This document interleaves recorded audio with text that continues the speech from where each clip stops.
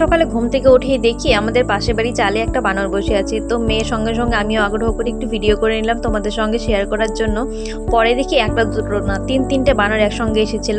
তো আজকে কিন্তু আমি সকাল সকালই রান্না চাপিয়ে দিয়েছিলাম। আর আজকে আমাদের এনেছিল লোকাল মাছ, তো শোল মাছের মাথা দিয়ে লাউ ঘন্ট করেছিলাম।